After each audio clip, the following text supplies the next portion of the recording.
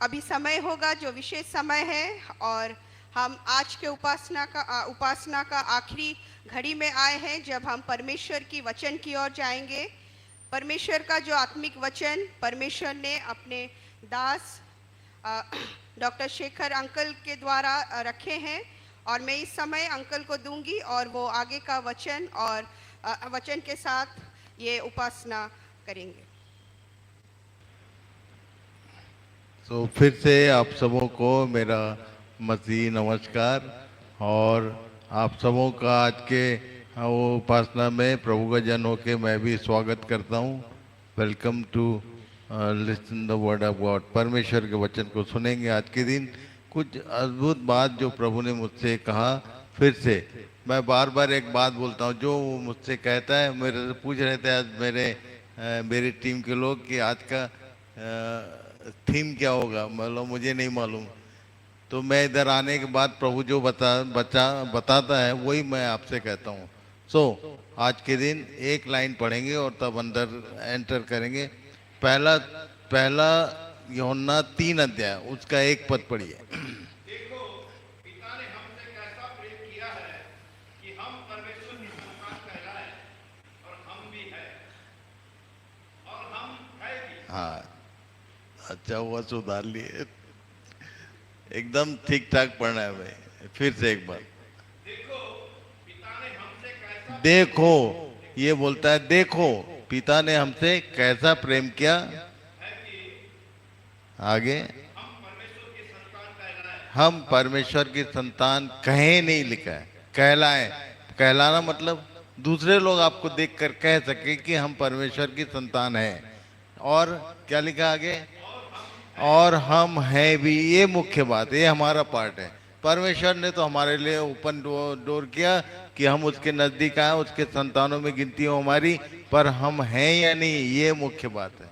हम हैं भी, ये इस पर आज का हमारा ध्यान रहेगा कि हम हैं या नहीं। तो इसको ठीक से समझने के लिए गलाती 4 अध्याय उसके 8 पद को पढ़िए, वहां से अपन कुछ बात देखेंगे। गलाती 4 अध्याय उसका 8 पद।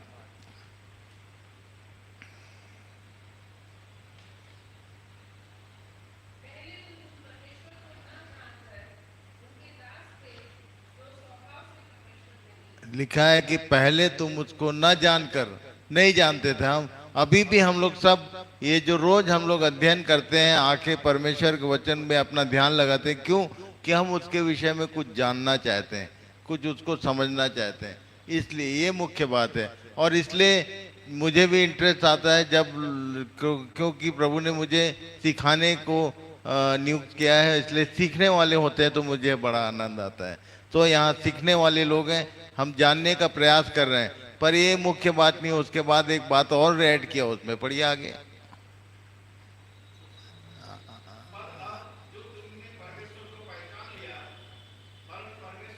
हाँ, पहले हम नहीं जानते थे, बाई बर्थ कोई नहीं जानता उसको। हम सब ने जानने में अपना मन लगाया। पर वो लिख रहा है यहाँ सेकंड लाइन में, क्या लिखा, फिर से पढ़े। नहीं, फिर से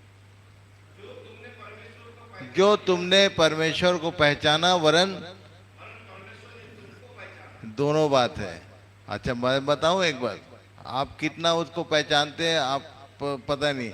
मैं उसको पूरा अभी भी नहीं पहचान। रोज मैं प्रयास कर रहा हूँ कि उसको और ज्यादा पहचानूं। पर मालूम है वो उसने क्या लिखा, उसने परमेश्वर ने तुमको पहचाना। मालूम है वो हमको पहचानता अच्छे से।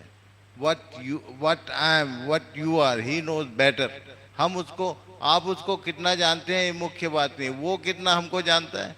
तो उसके जानने का जो लेवल है वो मैं बता दूं आपको। आज प्रभु ने बोला बेटा ये बताना, क्योंकि कई बार हम ये बात नहीं जानते कि हम उसका हमको पहचानने का लेवल क्या है। एक बाप अपने बच्चे को कितना कैसा जानना चाहिए बताइए। एक बाप अपने बच्चे को कि कहाँ जाता, कहाँ उठता, कहाँ उसकी संगति, कहीं बिगड़, तो ये सब बात माँ बाप ध्यान रखते हैं कि नहीं। हमारा पिता जो है परमेश्वर, उसमें भी एक गॉडली नेचर है। वो उसका स्वभाव क्या है। 139 साम भजन संहिता 139 उसके एक पद से पढ़िए, वो हमको पहचानता कैसे है, पढ़िए। यदि इस बात पर आप विश्वास करेंगे कि आपका परमेश्वर ऐसा आपको जानता है, तो आप कभी भी भूल करने का या गलती करने का या पाप करने का प्रयास कभी नहीं करेंगे, वो ऑलवेज वॉचफुल रहेंगे आप। पढ़िए। वो जांचता है हमको, वो हे और तूने मुझे आगे आप कहाँ उठते हैं, कहाँ बैठते हैं, ये जानता है। और आपके अंदर क्या चल रहा है कोई दूसरा, आपके बगल वाला नहीं जानता। इवन आपका बाप आपको नहीं जानता, ना आपके बच्चे आपको जानते हैं, ठीक है। पर ये एक ऐसा परमेश्वर है जो हमारा विचार भी दूर से समझता है, हमारे भीतर क्या चल रहा है ये भी जानता है। और तुम कहाँ चलते कहाँ लेटते, खासकर मैं जवान बच्चों को बताना चाहता हूँ, what type of movement you have, everything is, वो जानता है। और आगे और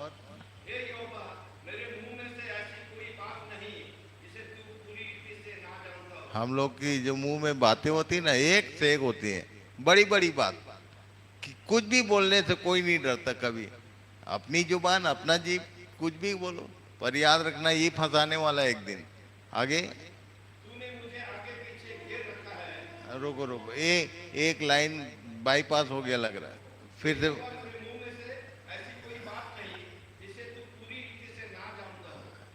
ये गोलमाल नहीं करने का। जब क्यों जल्दी है क्या, फिर से एक पद से बढ़िए। रुको रुको, एक पद से फिर से बढ़ो। आप गलती करोगे तो फिर पढ़ाऊंगा, सुबह तक यही करेंगे आज।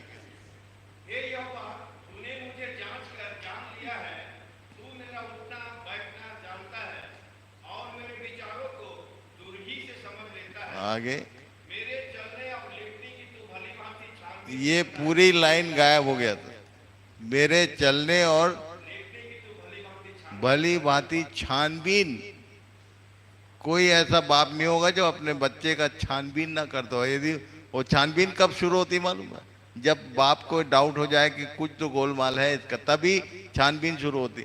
आप अपने स्वर्गीय पिता को शंका में डालेंगे, कुछ लिखा है वचन में, छिपा कर किया गया हर बात अधर्म होता है।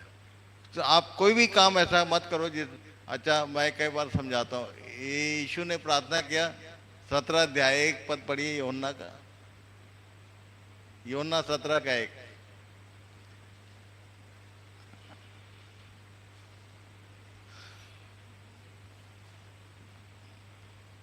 यीशु ने ये बातें कही और अपनी आंखें आकाश की ओर उठाकर कहा, हे पिता, वह घड़ी आ पहुंची है। ये यीशु की प्रार्थना है। ये जब प्रार्थना कर रहा था तो क्या किधर देखा, हम लोग क्या करते मालूम, जब लीडर क्या बोलता है, आइए हम सब प्रार्थना करें अपने सरों को, मैं बोलता हूँ ऐसा कोई काम मत करो जिसमें सिर झुकाना पड़े। हमारे सर इसलिए झुके हुए क्योंकि हमारे कोई भी काम सिर उठा के बात करने लायक है भी नहीं, इसलिए ध्यान रखना।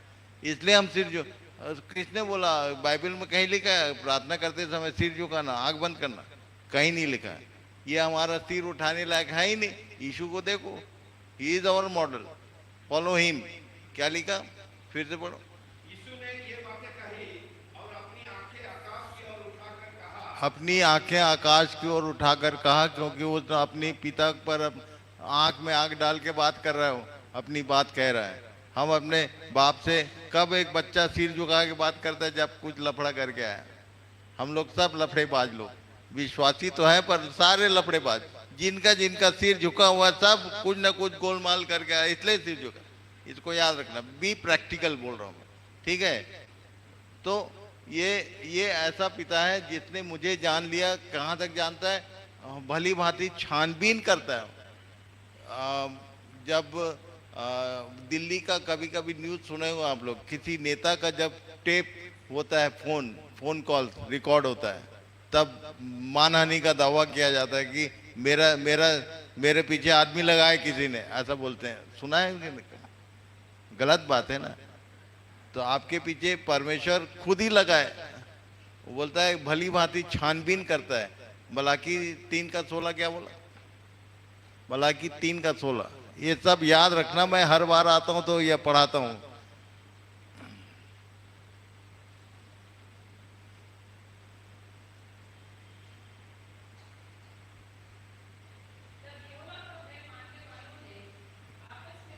लिखा है जब यहोवा का भय मानने वाले आपस में बात करते हैं, whenever two believers are talking with each other, तब क्या लिखा है?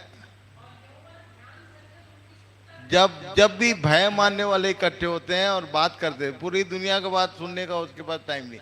किसका? जो लोग भय मानते हैं उनके, क्या लिखा? ध्यान धर कर सुनता और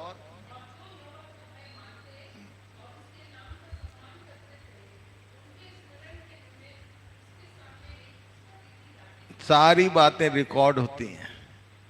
और ये किताब खुलेगी एक दिन, कब? प्रकाशित वाक्य में लिखा है कि खुल जाएंगी किताब भी बोलते हैं ना।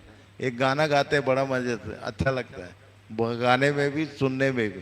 पर याद है, याद रखो उस किताब में एक किताब किसकी है? जो कुछ आप बोल रहे हैं वो रिकॉर्ड हो रहा है। किस समय, कितने बजे, कौन से डेट में आपने किसके साथ क्या बात किया, एवरीथिंग इज रिकॉर्डेड देयर। इसको नहीं बोलने का। ऐसा पिता है वो। ये तुमने उसको बाप बोल के अधिकार दिया है। एक बच्चे पर पिता का पूरा अधिकार है कि वो पूरी छानबीन करे। आपने, इसलिए उसने बोला ना, अच्छी बात है, एक बार फिर पहला यूहन्ना 3:1 पढ़िए। ये बोल के उसने फंसाया आपको। या तो मैं कई बार बोलता हूँ डोंट से हिम फादर। देखो पिता ने हमसे कैसा प्रेम किया है कि हम परमेश्वर के संतान कहलाए। हाँ, तो भाई इस बात को याद रखना, परमेश्वर की यदि हम संतान हैं तो हमारी पूरी छानबीन, पूरा रिकॉर्ड रखता है। अपने बच्चे का पूरा पूरा ख्याल रखना एक बाप का अधिकार होता है। Okay, so don't forget it. इसको याद रखना। एक ही बात, मैं एक ही बात कह रहा हूँ, जब से कोई भी आता है कि ऐसा करना चाहिए, ऐसा करना चाहिए, नहीं करना चाहिए, होगा कैसे practically? How it will be practical? जो भी हम सुनते हैं इसका एक फॉर्मूला है। वो फॉर्मूला आज बताने बोला प्रभु ने मुझे। वो फॉर्मूला याद रखना आप लोग। केवल सुनने से कभी कोई व्यक्ति परमेश्वर के वचन का फॉलोअर नहीं बन सकता, इम्पॉसिबल। गलत बात है कि सुनो सुनो, खूब पढ़ो, कुछ नहीं होगा। सुनते रहो, पढ़ते रहो, तुम वैसे ही रहोगे जैसे कि तैसे। पर यदि प्रैक्टिकली उसका विटनेस हमारे जीवन में, आप यदि अपने जीवन में चाहे तो उसका एक फॉर्मूला है, वो अप्लाई करना पड़ेगा। पहला यूहन्ना 1 उसका 1 पद पढ़िए। उस जीवन के वचन के विषय में जो आदि से था, जिसे हमने सुना जिसे सबसे पहले एक व्यक्ति सुनता है, सुना, फिर और जिसे अपनी आंखों से देखा। अपनी आंखों से देखने का मतलब, अभी जो कुछ मैंने बताया, जो कुछ नहूम भाई ने बताया, जो कुछ उनकी मिसेज ने बताया, ये उनकी अपनी आंखें हैं। उनने अपना आंख लगाया, उनको जो विजन प्रभु ने दिया। आप पास्टर जी जब भी बोलते हैं प्रभु, वो उसकी तरफ अपनी दृष्टि लगाए, जो अपनी आंखों से देख रहे हैं वो बताते हैं आपको। आपने कभी अपना आंख यूज किया? आपने अपनी तरफ से उस पर ध्यान देखो, जिसे अपनी आंखों से देखा और उसके बाद अपनी आंखों से देखा, वरन जिसे हमने ध्यान से अब देखना और ध्यान से देखना में क्या फर्क है? ध्यान से देखा मतलब मेडिटेट करना। जो कुछ सुना, जो कुछ पढ़ा, उसको फिर से घर जाके यदि आप निकाल के मनन करोगे, उस पर कंसंट्रेट करोगे, ध्यान से देखना। जैसे ध्यान से देखना बोलने से, यदि आप मुझको देख रहे हो तो आपको बाकी सारे विजन दिखाई दे रहे हैं? पीछे नहीं दिखता, सब दिखता है। पीछे विजन में सब रहता है। हमारी दृष्टि परमेश्वर ने ऐसा बनाया है कि मैं अभी गिरी भाई को देख रहा हूँ तो बाकी पूरा दिख रहा है। घड़ी भी दिख रहा है, उधर थॉमस भाई भी दिख रहे हैं, और नहीं दिख रहे हैं, गायब हो गए। मतलब विजन हमारा ऐसा रहता है। इसलिए यदि ध्यान करना है, मतलब किसी एक चीज पर बहुत सारी चीज दिखती है। जैसे आप एक आधे घंटे में बहुत सारी चीज सुनते हैं, उसमें से किसी एक बात पर कभी आपने ध्यान लगाया कि नहीं? कोई एक आध चीज है जिसने आपको क्लिक किया। यदि क्लिक किया किसी चीज, कोई एक चीज ऐसा लगा जैसे आपके लिए है, तो उसको क्या करना आगे?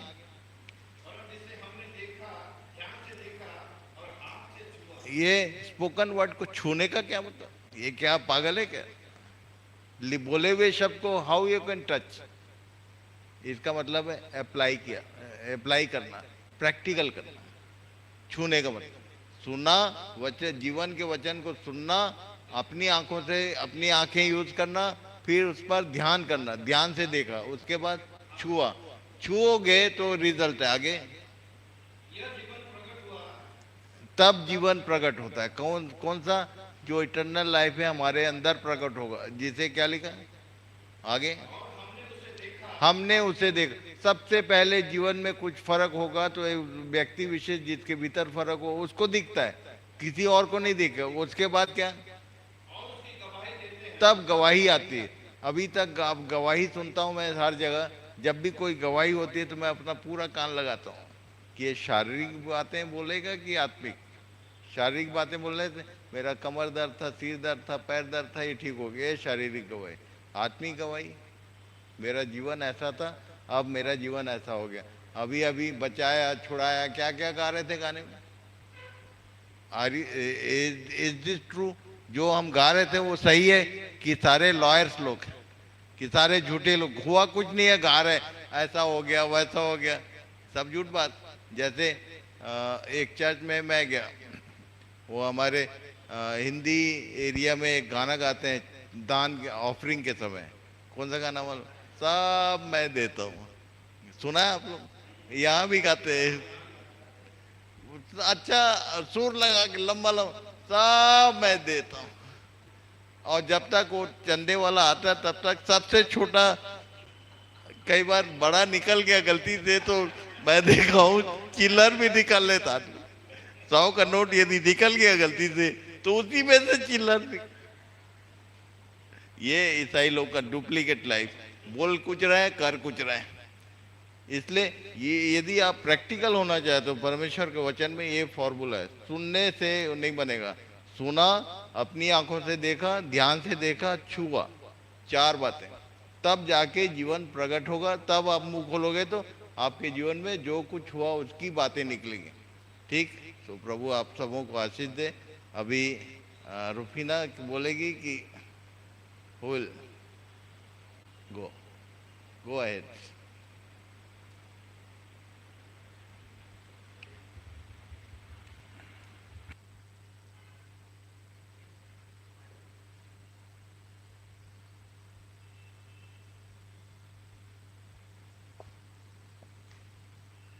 Praise the Lord, praise the Lord. जोर से बोलिए प्रेज द लॉर्ड। मेरी आवाज, हालेलुया।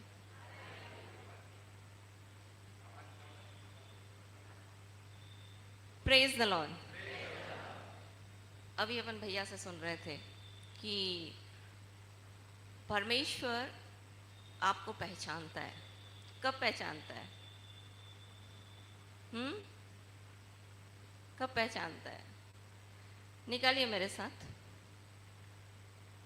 पहला कुरिन्थियों की पुत्री, उसका 8 अध्याय।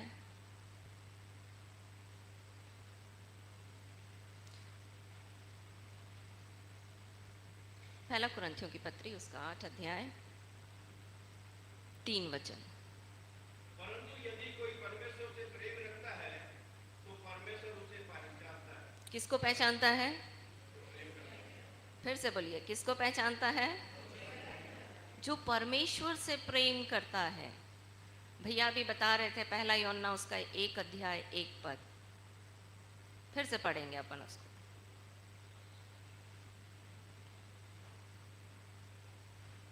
पहला यूहन्ना उसका 1 अध्याय उसका 1 पद। यीशु मसीह का प्रकाशित वाक्य है जो उसे करना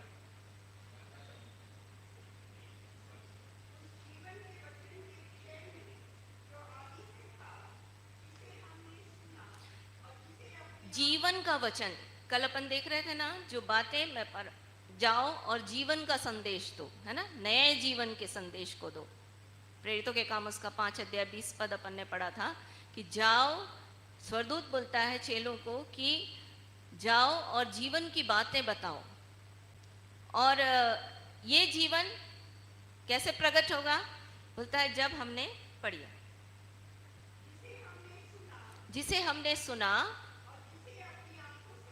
जिसे अपनी आंखों से देखा, जिसे हमने ध्यान से देखा, हाथों से छुआ, ये जीवन प्रकट हुआ। मतलब कैसे प्रकट होता है, मैं अपनी गवाही आपको बताती हूँ। जब शुरुआत में हम विंध्याचल गए, विंध्याचल मध्य प्रदेश और यूपी उत्तर प्रदेश का बॉर्डर है, और वहाँ मेरे पति एनटीपीसी के एम्प्लॉय थे। एनटीपीसी जानते होंगे आप लोग, नेशनल थर्मल पावर प्रोजेक्ट। तो वहाँ पर मेरे पति जो हैं वो काम करते थे। तो हमारा ट्रांसफ़र, हम चूँकि वो कोरबा में थे, कोरबा से उनका ट्रांसफ़र सिंगरौली हुआ। जब सिंगरौली, विंध्याचल, सिंगरौली का एक भाग है विंध्याचल, वहाँ पर एनटीपीसी के प्लांट में ये काम करते थे। और शादी के बाद हम वहीं गए, और वहाँ चूँकि भैया लोगों के साथ हमने संगति पाई थी, तो वो जो जीवन का वचन हमने सुना था, ध्यान से सुना था, और देखा था, और स्पर्श किया था, तो वो चीज़ें जो इनके जीवनों में हमने देखी थी, वो हमारे जीवन में काम किया उसने। और जब हम वहाँ गए तो वहाँ के लोग यीशु मसीह को नहीं जानते थे, यीशु मसीह को नहीं जानते थे। वो एकदम बैकवर्ड एरिया था, और उस एरिया को काला पानी कहा जाता था। काला पानी इन द सेंस, वहाँ पर कोई नौकरी करना ही नहीं चाहता था। जिनको नौकरी मिलती थी वहाँ से छोड़ के आ जाता था, क्योंकि वहाँ कोई सुविधा नहीं थी।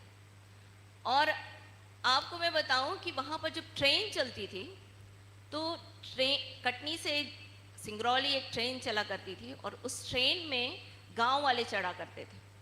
और जब गांव वाले चढ़ते थे तो वो लकड़ी डालकर चढ़ते थे। लकड़ी, गांव वाले लकड़ी लेते हैं तो लकड़ी लेके चलते थे। और जिस स्टेशन पे उनको रोकना होता था, वहाँ पर वो टीटी को रुकवाते थे, और हाथ दे के रुकवाते थे। और टीटी जब तक उनका सामान पूरा उतर नहीं जाता था, तब तक वो गाड़ी चलती नहीं थी आगे। आप समझ रहे हैं मेरी बात को, कि मतलब वहाँ पर जो कोई रूल रेगुलेशन नहीं था रेलवे का, लोग अपनी मर्जी से सब कुछ किया करते थे, क्योंकि वहाँ के लोग बिल्कुल गांव के थे, कुछ नहीं जानते थे।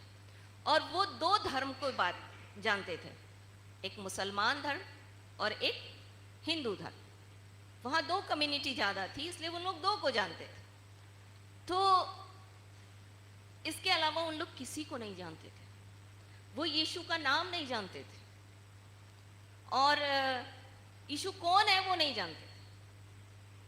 ऐसी जगह में प्रभु हमको लेकर गया, क्योंकि इस जीवन के वचन ने हमसे बात की थी, हमने उसको ध्यान से देखा था, हमने सुना था, और इस जीवन को छुआ था, हमने मनन किया था और अप्लाई किया था। तो जब हम वहाँ गए तो एक ही बात समझ में आई कि प्रार्थना करना है और परमेश्वर के वचन को बोलना है। मैं आज आपको ये बताना चाहती हूँ कि कैसे एक व्यक्ति को परमेश्वर पहचानता है। यदि प्रेम की चर्चा यदि आप पढ़ें बाइबल में, तो प्रेम का डेफिनेशन दूसरा योना निकाल लीजिए, दूसरा योना की पत्री,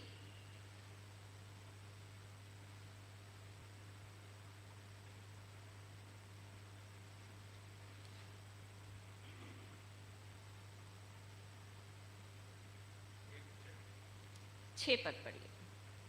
और प्रेम यह है कि हम उसकी आज्ञाओं के अनुसार चले, और यह वही आज्ञा है जो तुमने आरंभ से सुनी है, और तुम्हें इस पर चलना भी चाहिए। प्रेम क्या है? प्रेम का डेफिनेशन ये है कि हम उसकी आज्ञाओं को माने। तो एक व्यक्ति जब आज्ञा को मानता है ना, जैसे भैया बता रहे थे कि अप्लाई करना है, जब एक व्यक्ति आज्ञा को मानता है तो प्रभु उसको क्या करता है? पहचानता है। वो उसके सामने आपके प्रेम का प्रगटीकरण है। जैसे एक पिता जो है अपने बच्चे को आज्ञा देता है कि बेटा एक गिलास पानी लेकर आओ, और अगर बच्चा जो है उसकी आज्ञा न माने तो बाप क्या करता है, पिता क्या करता है? वो क्रोधित हो जाता है क्योंकि वो उसकी आज्ञा को नहीं मान रहा। पर जब वो उसकी आज्ञा को मानता है तो पिता उसके लिए क्या करता है? सब कुछ करने के लिए। मेरी बात समझ में आ रही है आपको? कि जब आप आज्ञा मानते हो तो आपका पिता आपके लिए सब कुछ करने को क्या है? तैयार है। ये परमेश्वर के सामने आपका प्रेम का प्रगटीकरण है। इसलिए आगे बढ़ते हैं। पहला यूहन्ना उसका 1 अध्याय,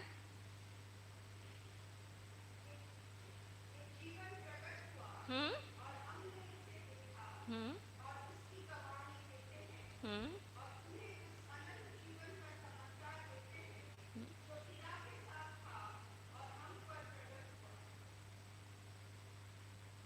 पहला यूहन्ना उसका 1 अध्याय है ना, 1 अध्याय का 3 पद।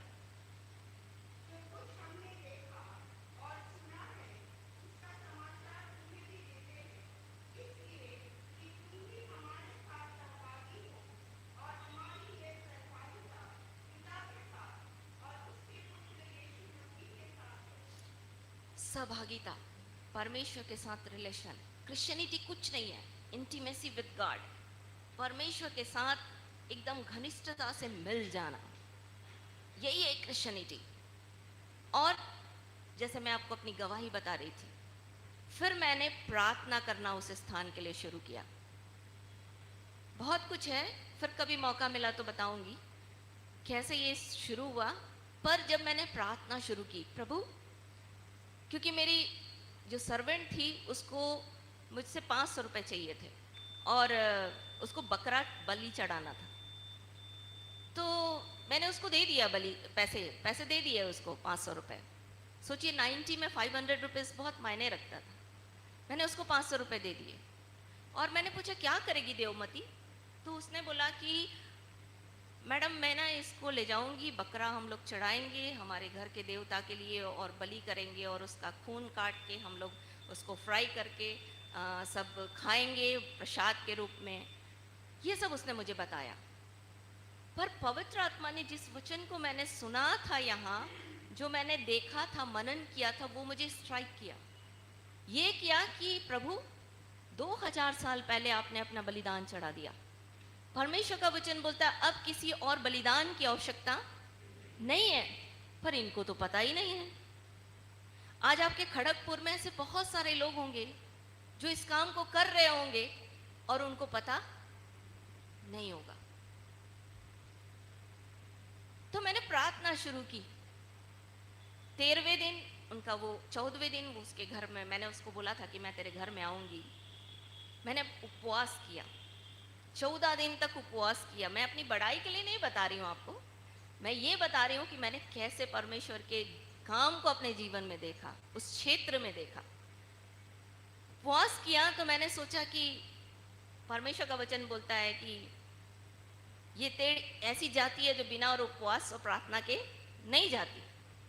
तो मैंने उपवास करके मैंने इनको छुट्टी बोला, छुट्टी लो, हम चले उस गांव में, उस मेरी काम वाली के गांव में। और तब तक जब हम पहुंचे सब कुछ हो चुका था। उन्होंने त्रिशूल भेद लिया था हाथ और पैर में, उनका बलिदान चढ़ चुका था। मैंने तो सोचा था कि मैं जाऊंगी तो वहाँ पर बहुत कुछ होगा और वो यीशु को जान जाएंगे, पर ऐसा कुछ नहीं हुआ। और फिर मैं निराश होकर के उसके घर गई, वहाँ पर हम लोग थोड़ा बैठे, बातचीत किया, फिर हम वापस आ गए। जब हम वापस आए तो दूसरे दिन वो रोते रोते मेरे घर में आई। तो मेरी जो दूसरी काम वाली थी उसको पता था, क्योंकि उसके पति को मिर्गी आती थी, तो मैंने उसके लिए प्रार्थना की थी। तो प्रभु ने उसके पति को चंगा कर दिया था। तो वो बोली तू मेम साहब के पास जा, मतलब मेरे पास जा। मेरे पास आई। मैंने बोला क्या हुआ देवमती? बोली देखिए ना, घर का देवता जो है वो मार दिया, वो मेरे को कहीं भी पटक देता है। तो मैंने बोला कल तो तुमने उसको खुश किया था ना, तो आज क्यों वो तुमको पटक रहा है? तो बोलती है पता नहीं मेम साहब, ये ऐसे ही करता है। और पूरा छील गया था उसको। और फिर मैंने बोला चलो अपन प्रार्थना करते हैं। और फिर हमने वहीं पर घुटने टेके और हमने प्रार्थना की दोनों ने। मैंने बोला तू इससे छूटना चाहती है? बोली हाँ। तो मैंने बोला चल यीशु मसीह को अपने जीवन में स्वीकार कर। वो यीशु मसीह को जानती नहीं थी, बस वो मेरे जीवन में देख रही थी एक वचन और प्रार्थना। और तब हम दोनों ने मिलकर के प्रार्थना की। उसने मेरे साथ प्रार्थना की, परमेश्वर पिता मैं पापी हूँ, मेरे पापों को अपने लहू से धो दीजिए, मेरे जीवन में आइए। कल मैं आपको बता रही थी कि जितनों ने उसे ग्रहण किया उसने उन्हें अपनी संतान होने का अधिकार दिया, अर्थात उन्हें जो उसके नाम पर विश्वास करते हैं। उसने विश्वास किया, प्रभु यीशु मसीह को अपने जीवन में व्यक्तिगत उद्धार करता करके ग्रहण किया। जब ग्रहण किया तो इमीडिएटली शैतान जो है उसके जीवन से निकल कर चला गया। जहाँ यीशु है वहाँ शैतान की कोई ताकत काम नहीं कर सकती। परमेश्वर का वचन बोलता है, पहला यूहन्ना उसका 5 अध्याय 18 वचन,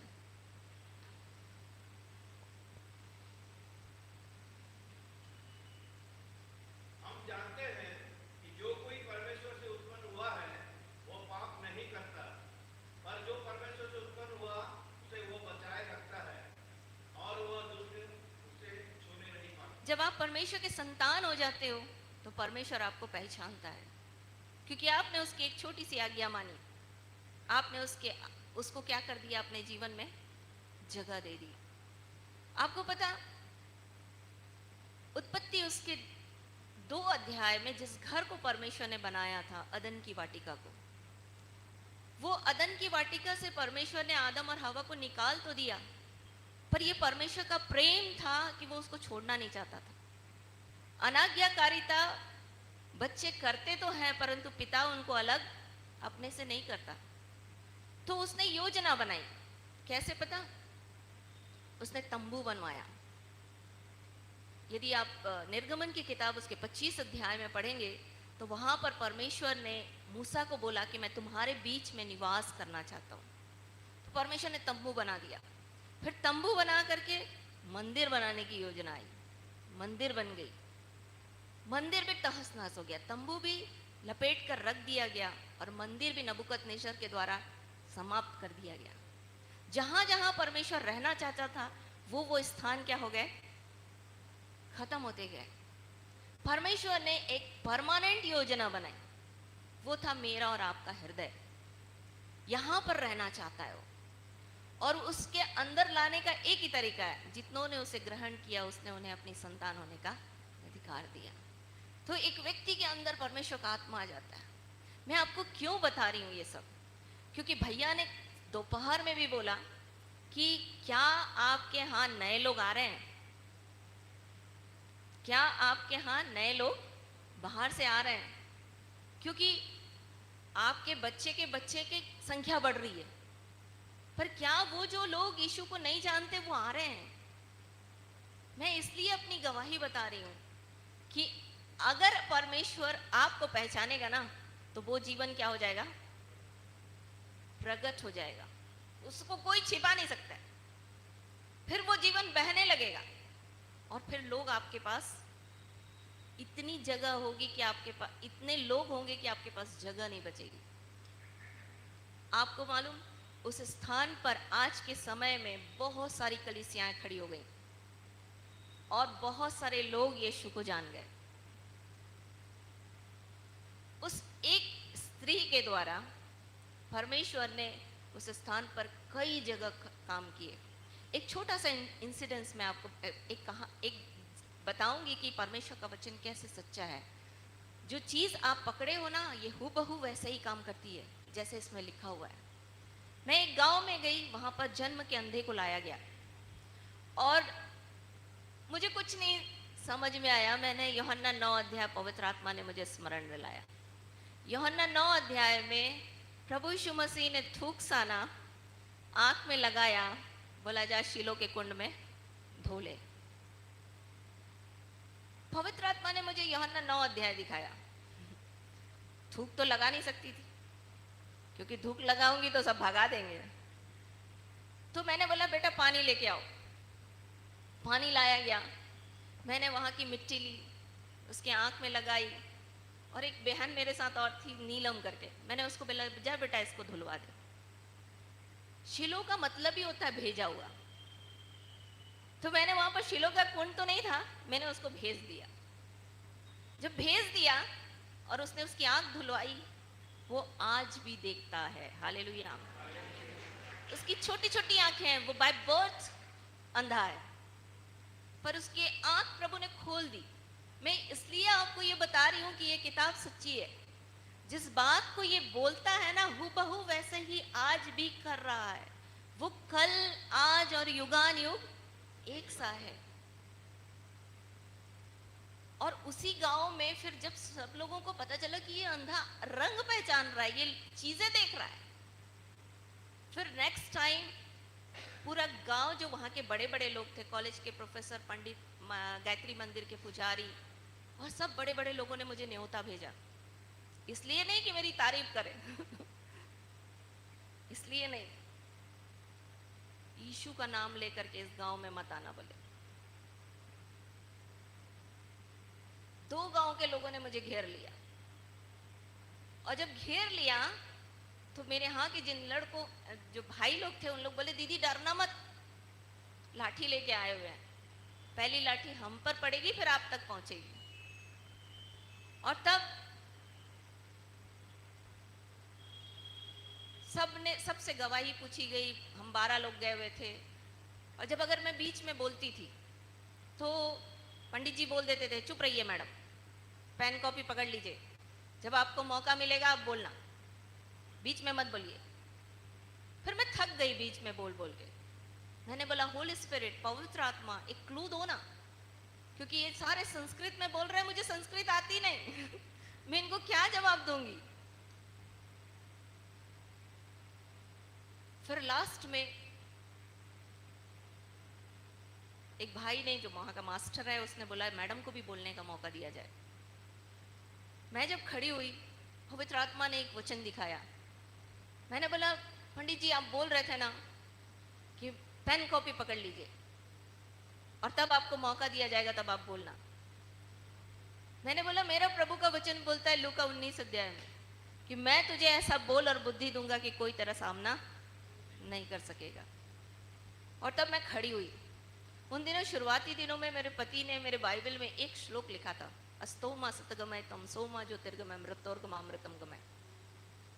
और वहीं से प्रभु ने शुरुआत की, और मैंने यीशु मसीह तक चीज़ों को बताया कि यीशु मसीह जगत की ज्योति है, यीशु मसीह जीवन की पुनरुत्थान और जीवन है, यीशु मसीह मार्ग, सत्य और जीवन है। सब खड़े हो गए। जो 2 गांव के लोग आए थे मुझे मारने के लिए, वो खड़े हो गए। जो मेन लीडर आए थे वो खड़े हो गए और बोलने लगे कल इसको थाने में देखेंगे और सब चले गए। कुछ नहीं बोला क्योंकि उनके पास उत्तर नहीं था। और फिर उसके बाद वहां पर परमेश्वर ने बड़े बड़े काम किए। आज उस स्थान पर कलीसिया चलती है। मैं आपको एक छोटी सी घटना आपको बता रही हूँ। ऐसे तो मेरे जीवन में बहुत बड़े बड़े घटना हुए, बड़े बड़े काम प्रभु के मैंने देखे। मैं आपको क्यों बता रही हूँ ये, कि जब आप परमेश्वर की आज्ञा को मानेंगे तो परमेश्वर आपको क्या करेगा, पहचानेगा। क्या बोलता उस जीवन के वचन। ये क्रिश्चियनिटी केवल आना और जाना नहीं है, संडे को आना, आराधना करना, कोई वचन सुनना और फिर चले जाना। आपके पास जिम्मेदारी है। सवेरे भैया बोल रहे थे कि जिससे जो दिया है उससे वो मांगेगा। आपको खड़गपुर दिया है, आपको खड़गपुर दिया है, खड़गपुर आपसे मांगेगा। आप क्या देंगे खड़गपुर के लिए? खड़गपुर के लोग यीशु को नहीं जानते, इस जीवन की बातों को नहीं जानते खड़गपुर वाले। आप उसे क्या दोगे? मैंने जिस काम को किया, मैं इसलिए आपको गवाही बता रही हूं कि आप भी इस काम में लग जाएं। जो समय, जैसे भैया ने बताया कि प्रभु ने 4 वर्ष और बढ़ा दिए। 2024 तक तो खत्म, 2000 तक तो खत्म हो जाना चाहिए था ये पृथ्वी को, सृष्टि का समापन। मतलब जो प्रभु यीशु मसीह के लोग उठाए जाने थे और 7 साल का क्लेश प्रारंभ होना था, पर ऐसा नहीं हुआ। 2024 आ गया और 6 साल अभी और बचे हुए हैं। आपके पास समय बहुत कम है। खड़गपुर के लोग जो हैं वो यीशु के लिए आपको और देख रहे हैं, आपकी ओर देख रहे हैं। आप क्या लेकर जाओगे प्रभु के पास? क्या लेकर जाओगे? मैं आपको इसलिए ये बता रही हूं कि ये वचन सच्चा है। जो बातें आपको परमेश्वर के लोग बताते जा रहे हैं, बताते जा रहे हैं, बताते जा रहे हैं, इसलिए क्योंकि आप वो सिखाना चाहता है। यदि आप अय्यूब की पुस्तक निकालिए, अय्यूब की पुस्तक, उसका 36 अध्याय 22 वचन। अय्यूब की पुस्तक उसका 36 अध्याय 22 वचन।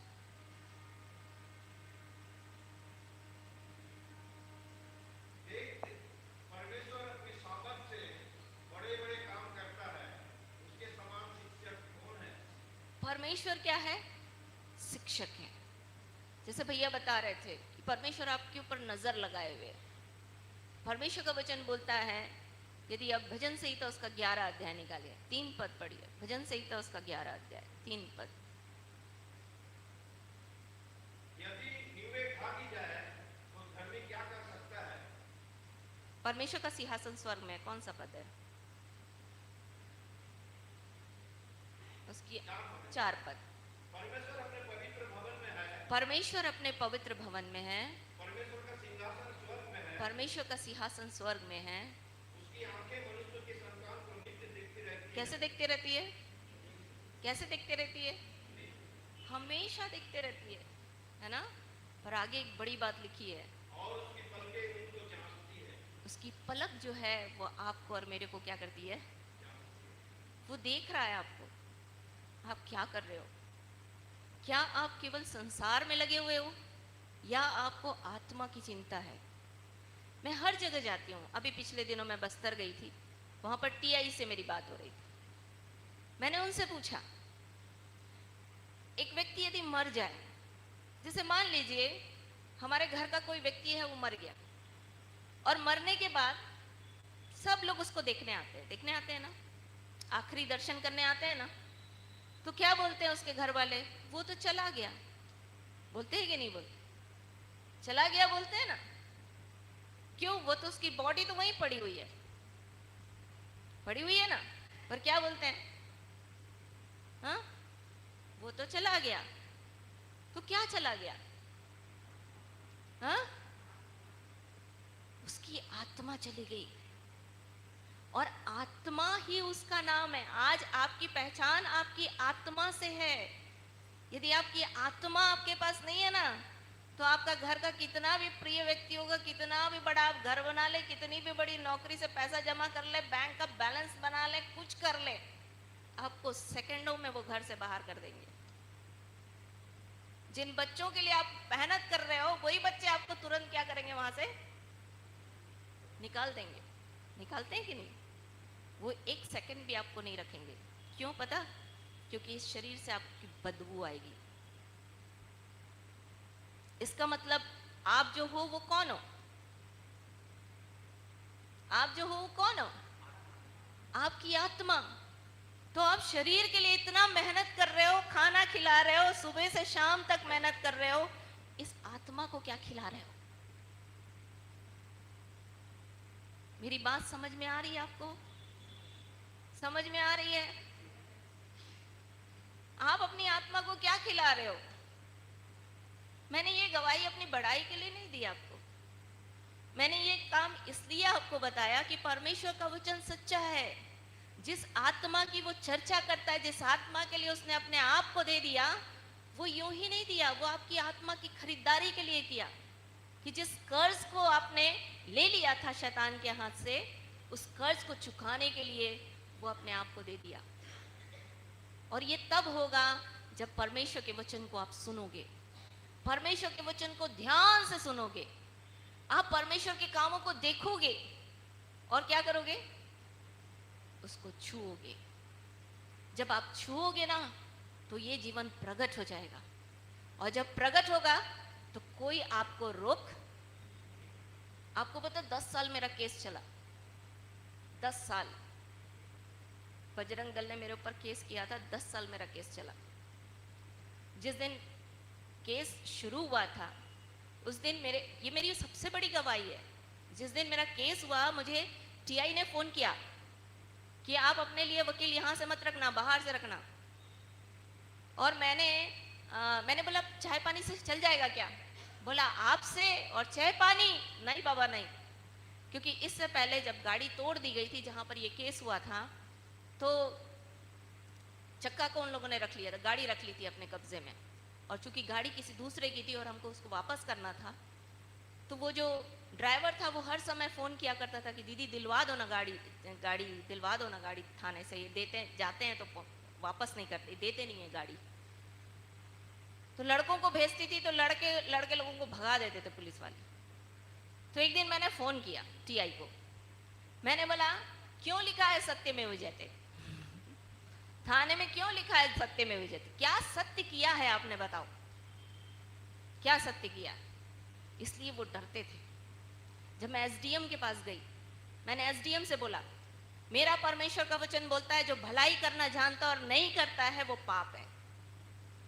आपको पता है एसडीएम थर थर कांपने लगा। मुझे पुलिस प्रोटेक्शन चाहिए था, एसडीएम ने पुलिस प्रोटेक्शन मुझे दिया। आज तक मेरे पास पुलिस प्रोटेक्शन है, हालांकि इसकी मुझे जरूरत नहीं है,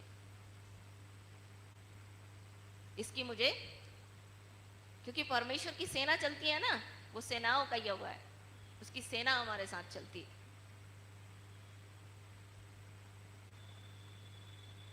उन 10 सालों में प्रभु ने मेरे जीवन में अद्भुत काम किए। कोई आपके सामने कोई चीज आपको परमेश्वर के प्रेम से अलग नहीं कर पाएगी यदि आप प्रभु से प्रेम करने लग जाओ। इसलिए रोमियो की पत्री उसका 8 अध्याय पढ़िए क्या बोलता है।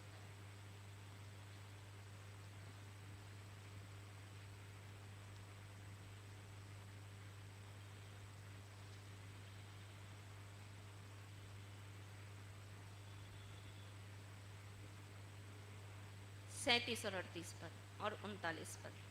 परंतु इन सब बातों में हम उसके द्वारा जिसने हमसे प्रेम किया है जीवन से भी बढ़कर है, क्योंकि मैं निश्चय जानता हूँ कि ना मृत्यु, ना जीवन, ना स्वर्गदूत, ना प्रधानता है, ना वर्तमान, ना भविष्य, ना सामर्थ, ना ऊंचाई, ना गहराई और ना कोई और सृष्टि में परमेश्वर के प्रेम से जो हमारे प्रभु मसीह यीशु में है अलग कर सकेगी।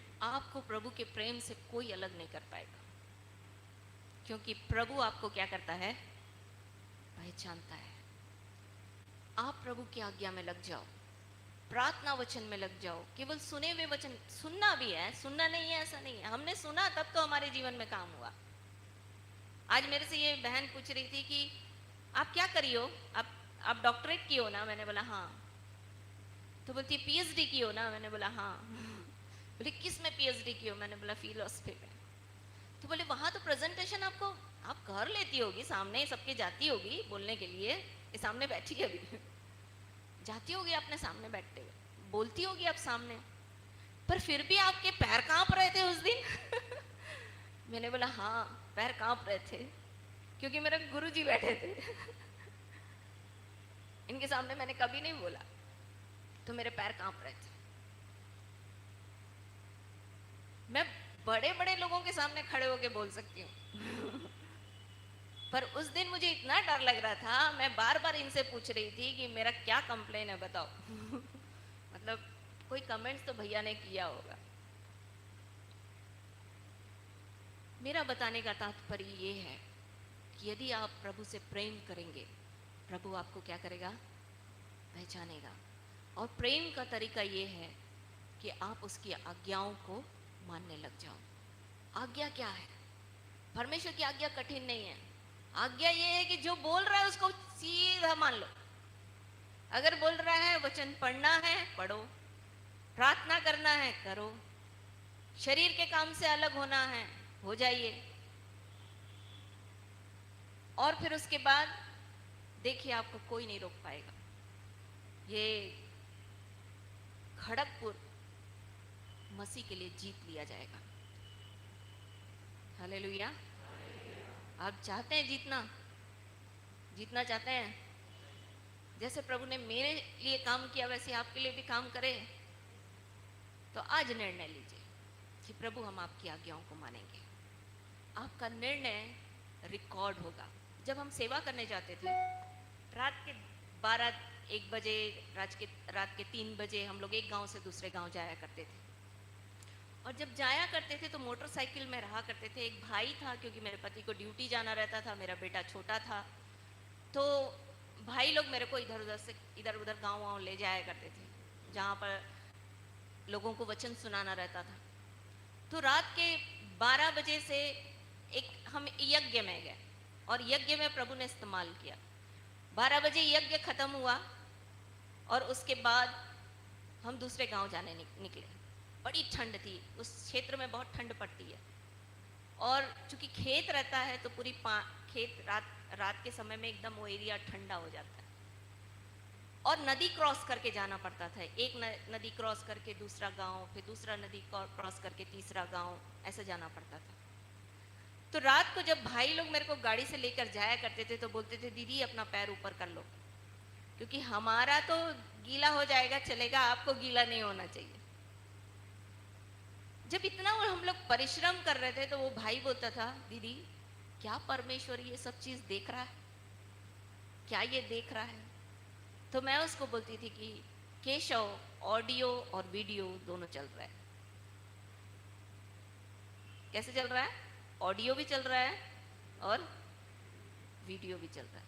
एक मानुषिक बुद्धि जब ये तैयार कर सकती है कि वीडियो रिकॉर्डिंग हो जाए और कैमरे के द्वारा सारा कुछ कैच हो जाए, तो परमेश्वर की बुद्धि कैसे होगी? भैया ने एक गीत बनाया है, रोमियो की पत्री उसका 11 अध्याय 33 पद। आह परमेश्वर का धन, बुद्धि और ज्ञान क्या ही गंभीर है, उसके विचार कैसे अथाह और उसके मार्ग कैसे अगम्य है। प्रभु की बुद्धि को किसने जाना, क्या उसका मंत्री हुआ, किसने पहले उसे कुछ दिया जिसका बदला उसे दिया जाएगा। मतलब प्रभु की बुद्धि को आप और मैं समझ ही नहीं सकते।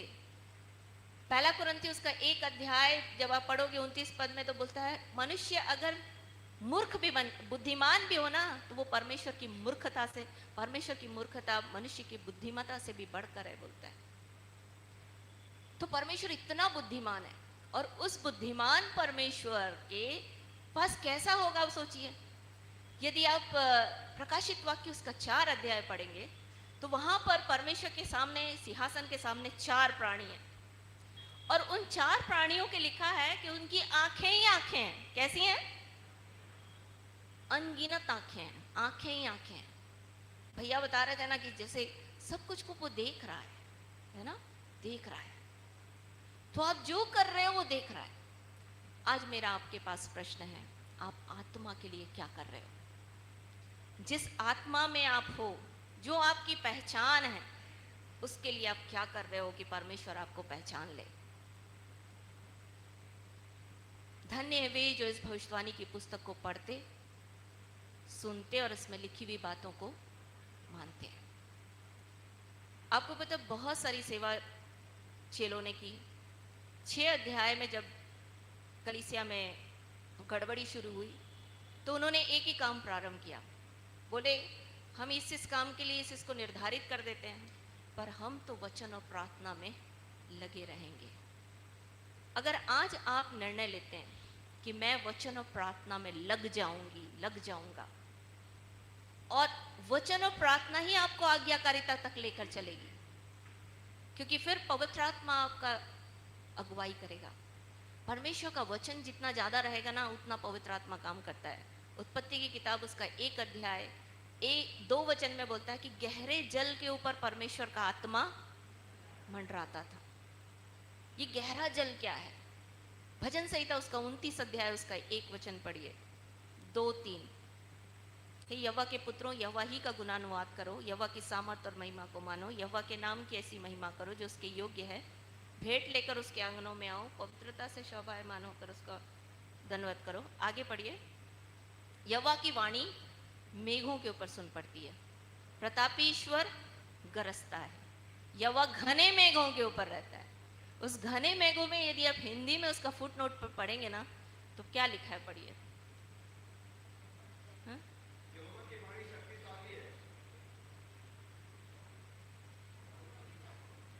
बहुत जल, बहुत जल। आपको पता है बहुत जल क्या है? ये परमेश्वर का वचन क्या है? जल। और जब ये बहुत हो जाता है तब यहां पर कौन आता है? कौन आता है? परमेश्वर का आत्मा। यदि आप चाहते हैं कि परमेश्वर के कामों को ध्यान से देखें, सुने, उसको स्पर्श करें, तो परमेश्वर के वचन को खूब पढ़िए। मैं तो आज भैया के पास गई थी, मैं अपनी गवाही बता रही हूँ आपको। मैं आज भैया के पास गई थी दोपहर को। मैंने उनको बोला कि आपके पास तो एक एक लाइन, एक एक पद, सब कुछ आपको याद है, आप कैसे याद किए हो? मतलब आज भी मुझे लगता है कि मैं बिल्कुल निल हूं। आज भी मुझे लगता है कि मुझे और पढ़ने की, और पढ़ने की, और पढ़ने की जरूरत है। आज भी मुझे परमेश्वर का वचन वैसा याद नहीं है जैसा होना चाहिए। क्योंकि भैया सवेरे बता रहे थे, ये मुझे छू रहा था। भैया ने बोला कि वहां पर प्रभु हमको सिखाने के लिए लेके जा रहा है। कैसे लेके जाएगा? तो यहाँ नहीं सीखेंगे तो वहां क्या सिखाएंगे? भाई एक स्टूडेंट जो है जब स्टडी करता है तब फिर टीचर बनता है ना। बिना पढ़े तो टीचर नहीं बनता। तो टीचर बनने के लिए क्या करना पड़ेगा? परमेश्वर का वचन जैसे हमने पढ़ा, हमारा प्रभु शिक्षक है। यदि आप यशाया की किताब उसका 26 अध्याय, यशाया की किताब उसका 26 अध्याय,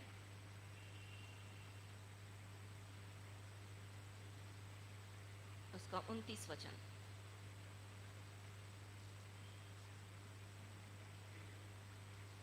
छब्बीस अध्याय, 28 अध्याय उसका 26 वचन। क्योंकि उसका परमेश्वर उसको ठीक ठीक काम करना सिखलाता और बतलाता है। हमारा परमेश्वर शिक्षक है।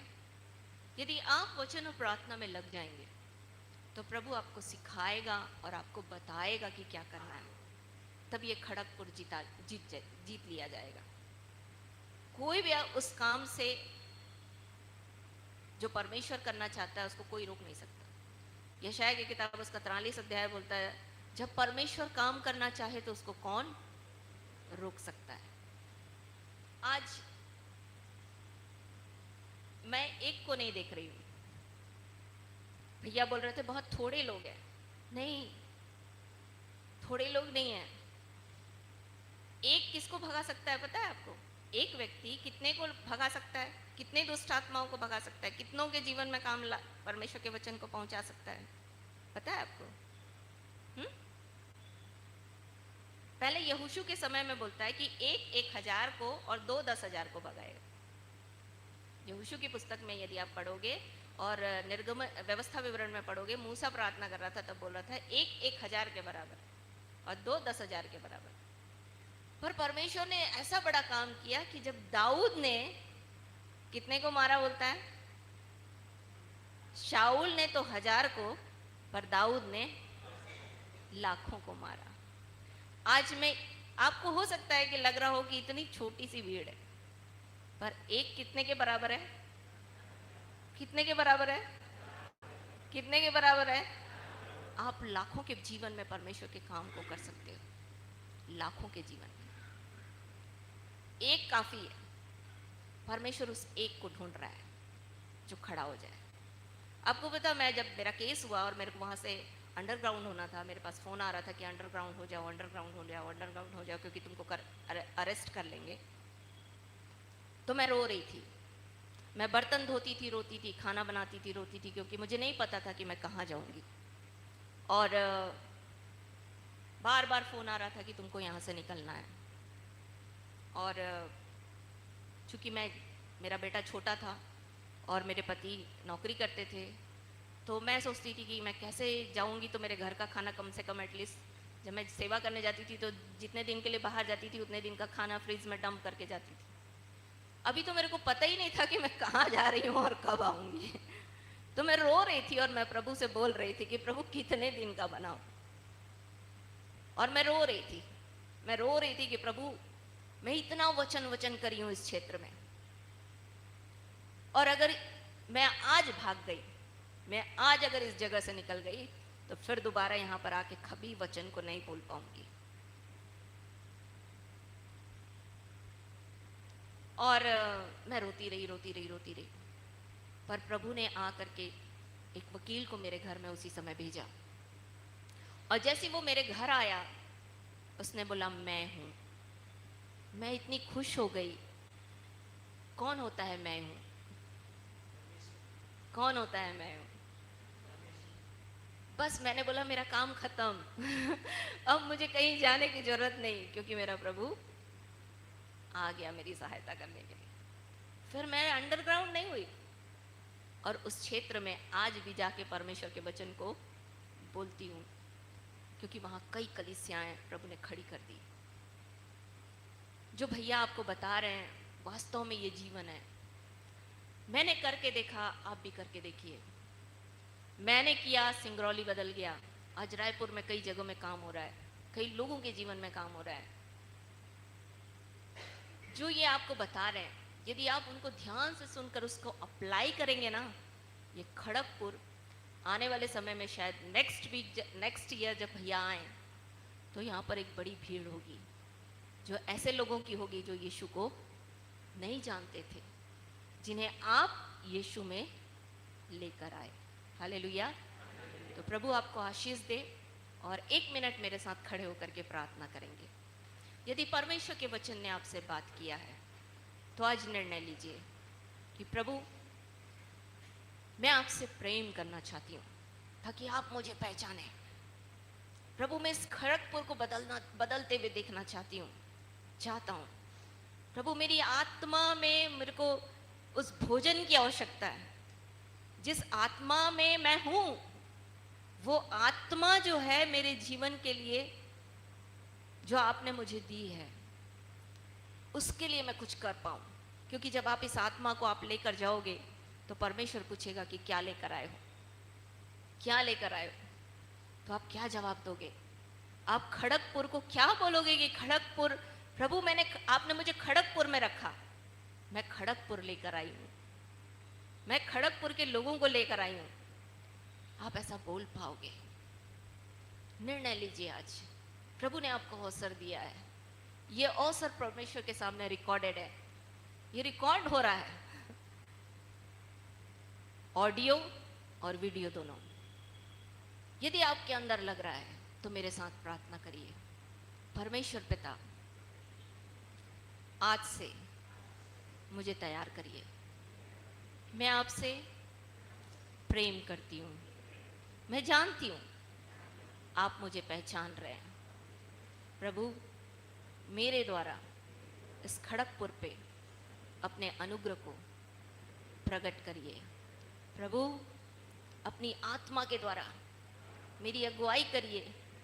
जो वचन मैंने सुना, जो वचन मैंने ध्यान से सुना, जो मैं वचन देखा, जिसे मैंने ग्रहण किया, हाथ से छुआ, प्रभु वो मेरे जीवन में लागू हो। पवित्र आत्मा मेरी अगुवाई करिए, यीशु के नाम में। आमीन, आमीन, आमीन। God bless you.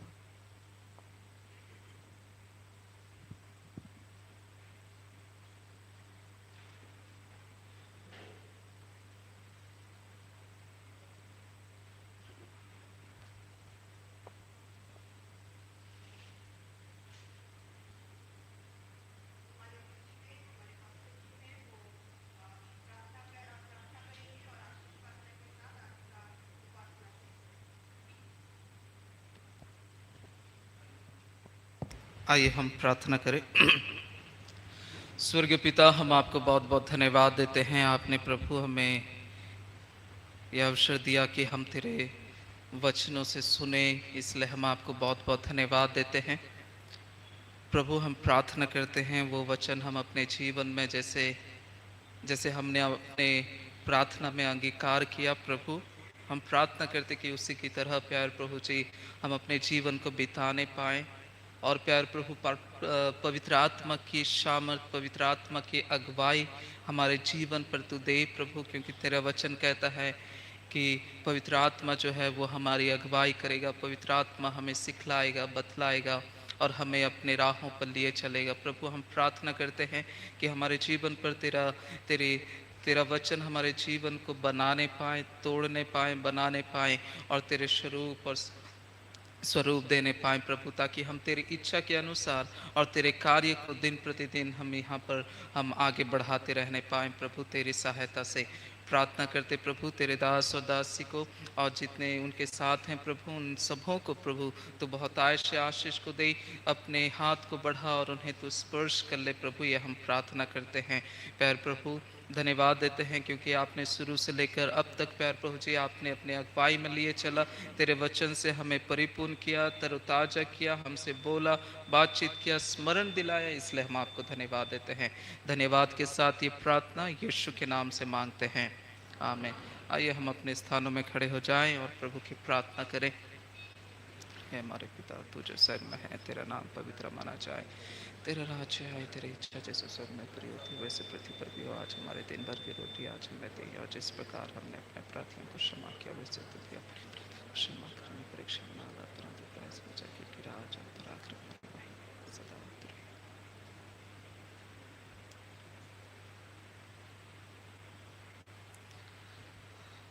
और अब परमेश्वर पिता का प्रेम और प्रभु यीशु मसीह का अनुग्रह और पवित्र आत्मा की शांति, सहभागिता, सलाह और सुलह आए हुए प्रत्येक भाई बहनों के साथ, इस मंडली और विश्वव्यापी मंडली के साथ उसके द्वितीय आगमन तक सदा सर्वदा होती रहने पाए, आमीन आमीन। प्रभु आप सबको बहुत बहुत आशीष दे। Thank you.